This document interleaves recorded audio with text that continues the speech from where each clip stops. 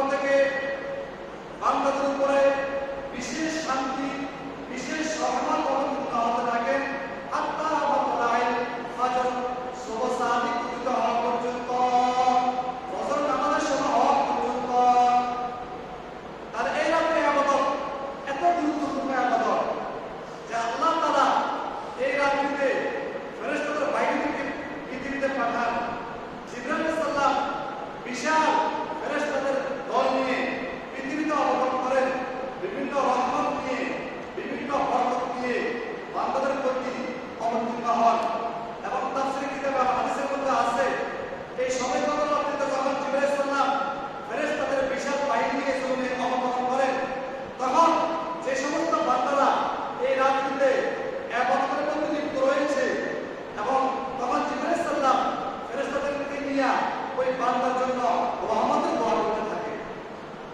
সুবহানাল্লাহ।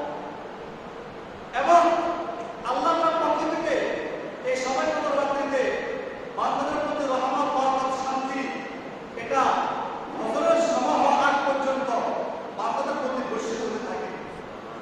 এত মর্যাদাপূর্ণ রাত্রি সবাই কদর রাত্রি। আল্লাহ তাআলা সূরাতুল দুখানের আয়াতের মধ্যে আল্লাহ তাআলা ঘোষণা করেছেন, হামিম ওয়াল কিতাবিল মুবিন ইন্না আনজালনাহু ফি লাইলাতিন মুবারাকাতিন ইন্না কুন্না মুনদিরিন ফিহা ইউফরাকু কুল্লু আমরিন হাকিম আমরান মিন ইনদিনা ইন্না কুন্না মুরসালিন। হামিম ওয়াল কিতাবিল মুবিন, সুস্পষ্ট কিতাবের শপথ। ইন্না আনজালনাহু ফি লাইলাতিন মুবারাকা, নিশ্চয় আমি এই কোরআনকে অবতীর্ণ করেছি বরকতময় রজনীতে। তো এই আয়াতের ব্যাখ্যা মুফাসসিরিন লেখেন যে আল্লাহ তাআলা যে কোরআনকে অবতীর্ণ করেছেন বরকতময় রজনী, বরকতময় রজনী বলতে সবাই কদর রাত্রি। এই সবাই কদর রাত্রিতে আল্লাহ তাআলা কোরআনকে অবতীর্ণ করেছেন। আর স্পষ্ট সূরাতুল কদরের মধ্যে কিন্তু আগে বলা হয়েছে যে আল্লাহ তাআলা কোরআনকে অবতীর্ণ করেছেন কদর রাত্রি। ফিহা ইউফরাকু কুল্লু আমরিন হাকিম, আল্লাহ তাআলা ঘোষণা করেন যে এই রাত্রির মধ্যে বান্দাদের যত ভাগ্যলিপি আছে এই রাত্রিতে ফয়সালা করা হয়। আল্লাহ তাআলা বান্দাদেরকে সৃষ্টি করার 50,000 বছর আগে তাদের তাকদীর নির্ধারণ করেছে, সে কতদিন বাঁচবে, সে কি খাবে, কি পরিমাণ খাবে, এটা লিপিবদ্ধ করেছেন 50,000 বছর আগে। কিন্তু আল্লাহ তাআলা এই সবাই কদর রাত্রিতে এই ভাষণটা আল্লাহ তাআলা ফেরেশতাদের হাতের মধ্যে সমর্থ করে যে বান্দা এই সবাই কদর এই বছর থেকে নিয়ে আগের বছর সবাই কদর আসা পর্যন্ত এই এক বছর বান্দা কি পরিমাণ খাবে, কতটুকু খাবে, বান্দা কতটুকু কতদিন বাঁচবে, এই লিপিবদ্ধ এই কাগজ এটা যারা যে সমস্ত ফেরেশতারা দায়িত্বে নিয়োজিত আছে তাদের হাতে সমর্থ করে সবাই কদর রাত্রি। তাফসীরে কিতাব মুফাসসিরিন লেখেন যে প্রসিদ্ধ চারজন ফেরেশতা ইসরাফিল, মিকাইল, জিবরাইল, আজরাইল, এই চারজন ফেরেশতার হাতে বান্দার এক বছরের সে কি পরিমাণ খাবে, কতদিন সে বাঁচবে এই লিপিটা এই ফেরেশতাদের হাতে সমর্থ করে সবাই কদর রাত্রি। এরপরে আল্লাহ তাআলা কোরআন মাজিদের মধ্যে যে বিভিন্ন আয়াত অবতীর্ণ করেছেন যে যাতে করে বান্দাদেরকে ভয় দেখিয়েছেন, জাহান্নামের ভয় দেখিয়েছেন এবং বান্দাদেরকে রহমতের আশা পোষণ করার জন্য আল্লাহ তাআলা আয়াত নাযিল করেছেন যে এই সমস্ত বান্দারা আমি তোমাদেরকে মর্যাদাপূর্ণ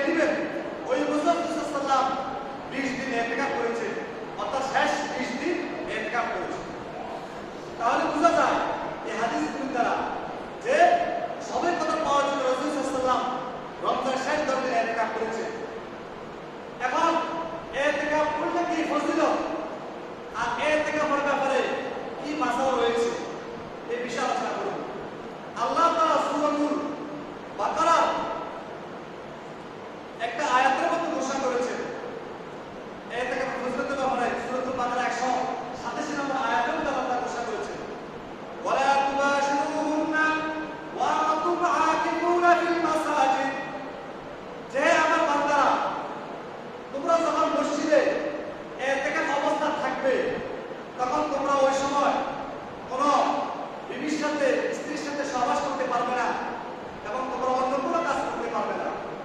তাহলে এই আয়াতে স্পষ্ট বোঝা যায় মসজিদে ইতিকাফ করা। এই ইতিকাফ করলে কি লাভ?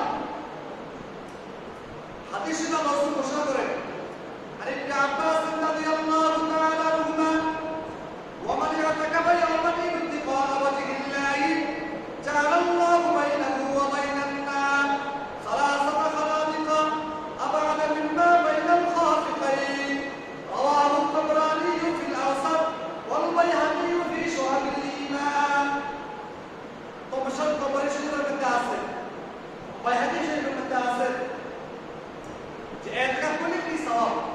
যদি এই হাদিসের মধ্যে সামান্য দুর্বলতা আছে, কিন্তু এই দুর্বলতা এটা সামান্য দুর্বল, এটা ফাজাইলের ক্ষেত্রে গ্রহণযোগ্য হবে, আমলযোগ্য হবে।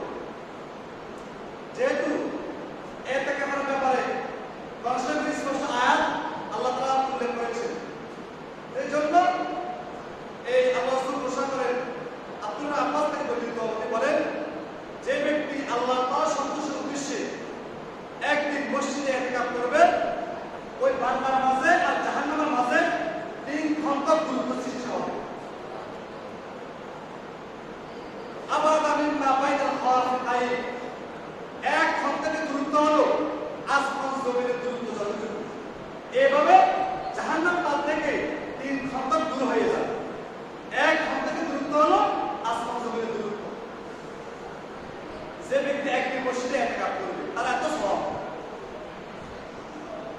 আর সেই ব্যক্তি যদি মসজিদে ইতিকাফ করে তাহলে তার সবে কত রাত্রি নসিব হবে, যে সবে কত রাত্রি ইবাদত 1000 মাসের চেয়ে উত্তম, যেটা 83 বছর 4 মাস হায়াত পেয়ে ইবাদত করে যে সে সওয়াব, এত মর্যাদা।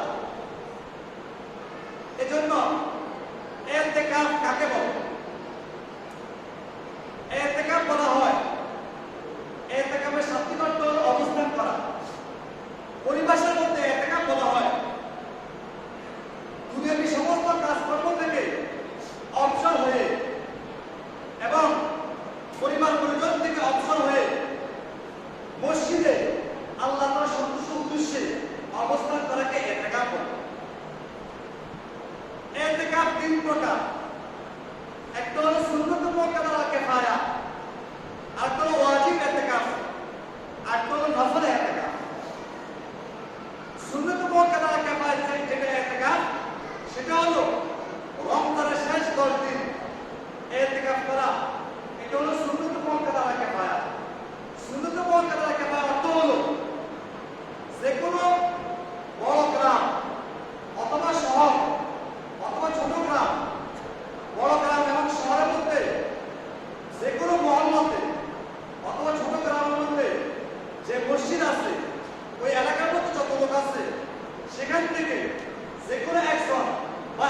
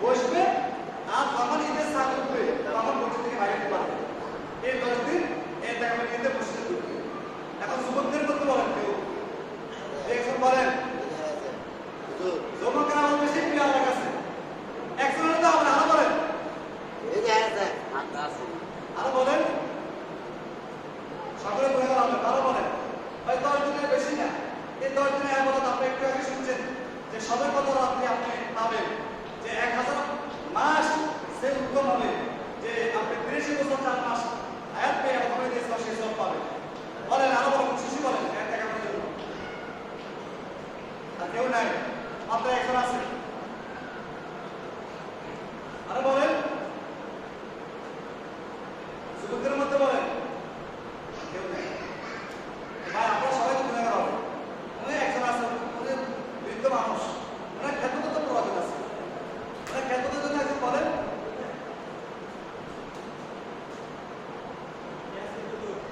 মাশাআল্লাহ মাশাআল্লাহ, আমাদের সুন্দর নাম আছে। আল্লাহ তাআলা কবুল করুন। আল্লাহ তাআলা ওনাদেরকে দুনিয়াতে সম্মানিত করে, আখিরাতে তাদের সম্মানিত করুন। এখন আসেন, ইতিকাফের কিছু মাসালা আছে। প্রথম কথা, ইতিকাফ কোথায় করবে? ইতিকাফ হলো যে মসজিদে জামাত হয়, জুমা হোক বা না হোক, যে মসজিদে জামাত হয় ওই মসজিদে আপনি ইতিকাফ করতে পারবেন। আর মহিলারা কোথায় করবে? মহিলা ঘরের মধ্যে, ঘরের এক কোণায় চতুর্পাশে ঘেরাও করে মহিলারা সেখানে ইতিকাফ করবে। এখন ইতিকাফের জন্য সর্বোত্তম স্থান হলো বাইতুল্লাহ শরীফ, এরপর হলো মসজিদ নববী, এরপর হলো বাইতুল মুকাদ্দাসের মসজিদ, এরপরে জুমা মসজিদ, এরপরে মহল্লা মসজিদ, যেটা পাইকারি মসজিদ যেটাকে বলা হয়। ইতিকাফের জন্য 3টি শর্ত আছে। প্রথম শর্ত হলো যে মসজিদে জামাত হয় সেখানে সে অবস্থান করবে। দ্বিতীয় শর্ত হলো ইতিকাফের নিয়ত করতে হবে। তৃতীয় শর্ত হলো যে সমস্ত মহিলার ঋতুস্রাব হয় তাহলে ঋতু থেকে পবিত্র হতে হবে এবং নামাজ থেকে পবিত্র হতে হবে মহিলাদের জন্য। এই 3টি শর্ত। এখন আসেন, ইতিকাফ অবস্থায় আপনার জন্য কি কি জিনিস নিষিদ্ধ?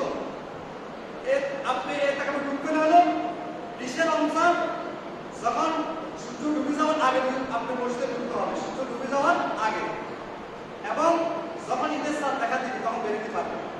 এই 10 দিন আপনি মসজিদে অবস্থান করবেন, আপনার শরীর কোনো প্রয়োজন ছাড়া আর নিজের কোনো দুনিয়ার প্রয়োজন ছাড়া বেরোতে পারবেন। এখন শরীর প্রয়োজন হলো আপনি যদি যে এলাকাতে বসছেন সেখানে জুমা মসজিদ নাই, পাইকারা মসজিদ, তখন জুমা নামাজ আদায় করার জন্য জুমার দিন বেরোতে পারবেন, এছাড়া বাড়িতে পারবেন। আরেকটা হলো নিজের প্রয়োজনীয় কিছু কাজও আছে এগুলোর জন্য বেরোতে পারবে, সেটা হলো পায়খানা প্রস্রাব, পায়খানা প্রস্রাব করার জন্য বেরোতে পারবে। আর যদি ফরজ গোসল হয় এই উদ্দেশ্যে বেরোতে পারবেন। এছাড়া স্বাভাবিকভাবে আমরা যে গোসল করি এই উদ্দেশ্যে বেরোতে পারবেন। হ্যাঁ, এখন যদি কোনো ব্যক্তি যদি গরমের কারণে বেশি প্রচন্ড তার দেহ শরীরের মধ্যে খুব গরম লাগে, সহ্য হয় না, তাহলে তার জন্য এতটুকু অবকাশ আছে, যখন সে প্রস্রাব পায়খানা করার জন্য বের হবে তখন দ্রুত প্রস্রাব পায়খানা সেরে অজু করতে যতটুকু সময় লাগে ওই পরিমাণ শুধু শরীরের মধ্যে পানি ঢেলে তাড়াতাড়ি চলে আসবে, ওখানে বসে জামা কাপড় ধুতে পারবে। কারণ যেহেতু সব বেশি, এই জন্য কিছু অসুবিধাও কি বেশি। তাহলে বোঝা যায় এটাকে অবস্থা আপনি প্রস্রাব পায়খানার জন্য বেরোতে পারবেন আর ফরজ গোসল হলে বেরোতে পারবেন, এছাড়া স্বাভাবিক গোসলের জন্য বেরোতে পারবেন না। আর যদি বেশি প্রয়োজন হয় তাহলে প্রস্রাব পায়খানা করতে গিয়ে প্রস্রাব পায়খানা করার পরে ওযু করতে যতটুকু সময় লাগে ততটুকুর ভিতরে শুধু শরীরের মধ্যে পানি ঢেলে তাড়াতাড়ি চলে আসবে, কাপড় সাপড় ধুতে পারবেন না। চলে আসার পরে কোনো ব্যক্তিকে বলে আপনার কাপড় সাপড় ধুয়ে দেওয়া যাবে। এখন আসেন, বাইরে কথা বলতে পারবেন কিনা? এই থেকে অবস্থা বাইরে একটা সময় প্রস্রাব পায়খানা ছাড়া কোনো সময় আপনি বের করতে পারবেন। হ্যাঁ, প্রস্রাব পায়খানা করতে গিয়ে চলা অবস্থায় আপনি যদি কাউকে সালাম দেন, কাউকে জিজ্ঞেস করে ভালো আছেন কি এতটুকু বলতে পারবেন, কিন্তু দাঁড়ায় দাঁড়ায় কথা বলতে পারবেন। শুধু প্রস্রাব পায়খানা করতে গিয়ে চলা অবস্থায় সালাম করতে পারবেন, কথাবার্তা জিজ্ঞেস করতে পারবেন, কিন্তু দাঁড়ায় বসে ওই সুযোগ আপনার জন্য নাই। তারপর আসেন, এই থেকে অবস্থায় আপনি যদি মসজিদের ভিতরে বাড়ির খোঁজখবর নিতে হয় মোবাইলে কথা বলতে পারবেন, প্রয়োজনে বাড়ি যদি খোঁজখবর নিতে হয় মসজিদের মোবাইলে ভিতরে থাকা অবস্থায় কথা বলতে পারবেন, বাইরে যেয়ে কথা বলতে পারবেন। তারপর আসেন, এই থেকে অবস্থা আপনি কি করবেন? এই থেকে অবস্থা আপনি যে করে আমলবন্দি করতে পারবেন, কোরআন তেলাওয়াত, জিকির আজকার, নফল নামাজ, তারপর আপনি সালাতুল হাজাত, তারপর কাজা নামাজ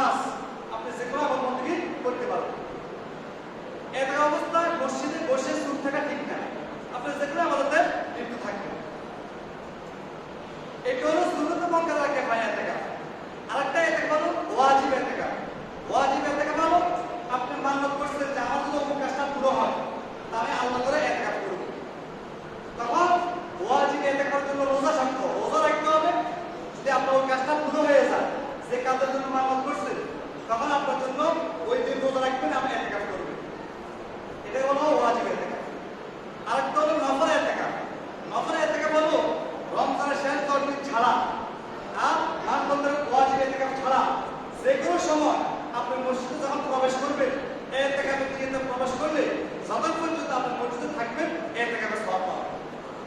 এজন্য মসজিদে ঢুকতে 5টি সুন্নাত, ডান পা দিয়ে ঢুকা প্রবেশ করা, আর দোয়া করে প্রবেশ করা, এতেকাফে নিয়তে প্রবেশ করা, মসজিদে এগুলো সুন্নাত।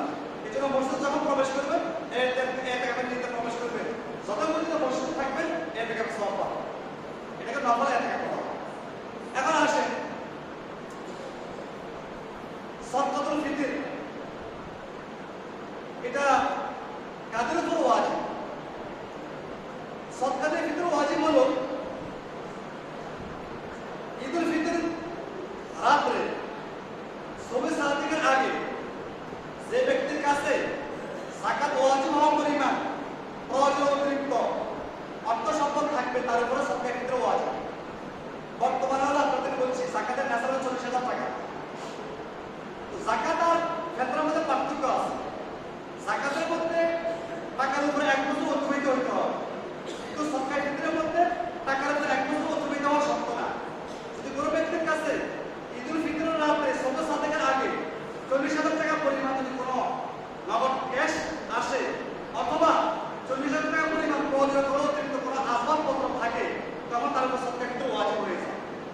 যেমন প্রয়োজন অতিরিক্ত কোনো ব্যক্তির কাপড় চোপড় আছে, কোনো ব্যক্তির কাপড় চোপড় 3টা হলেও হয়ে যায়, কোনো ব্যক্তির 3টা হয় না, সে বিভিন্ন জায়গায় সফর করে, 4টা লাগে 5টা লাগে, তো মোট কথা প্রয়োজন অতিরিক্ত যদি কাপড় চোপড় থাকে সেটাও সদকাতুল ফিতর ওয়াজিবের মধ্যে হিসেব করা হবে। যদি এগুলোর মূল্য 40,000 টাকা পরিমাণ হয়ে যায়, অথবা ঘরের মধ্যে আপনার টিভি আছে, সেটাও সদকাতুল ফিতর ওয়াজিবের মধ্যে হিসেব করা হবে। অথবা ঘরের মধ্যে আপনার যে সমস্ত বড় বড় ডেস্কি ওটা একবার 2বার লাগে, তো সেগুলো মূল্য হিসাব করা হবে সদকাতুল ফিতর ওয়াজিবের ক্ষেত্রে। হ্যাঁ, কয়েকবার সব আছে, তারপরে শোকে যেগুলো আসবে না, তারপরে আমাদের ফ্রিজ আছে যেগুলো আসবে না, সদকাতুল ফিতর ওয়াজিব।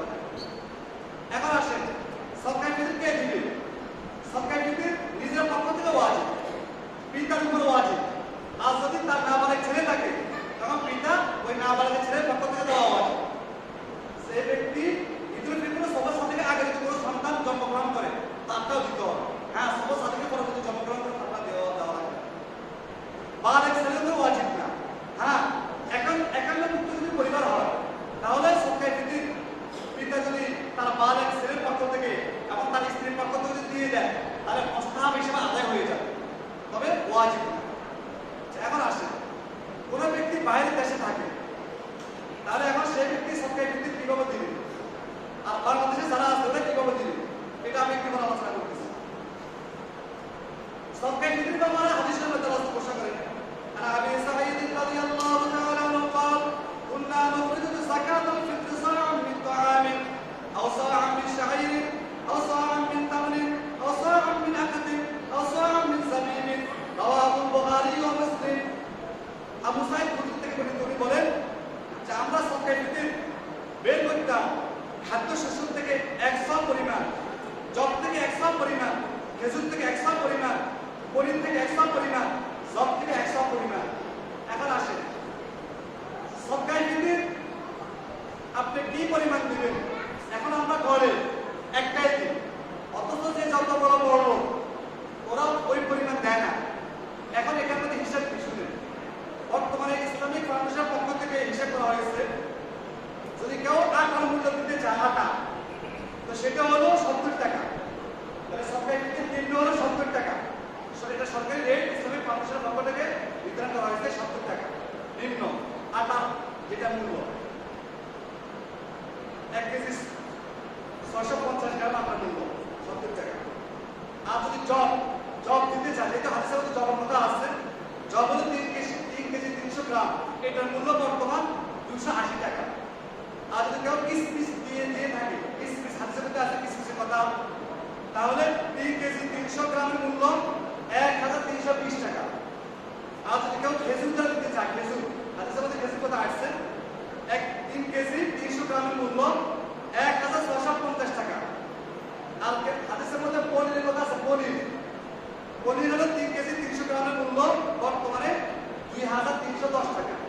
তাহলে এখন বোঝা যায় সদকাতুল ফিতর নিম্ন হলো 70 টাকা, ঊর্ধ্ব হলো 2310 টাকা। এখন আমরা যারা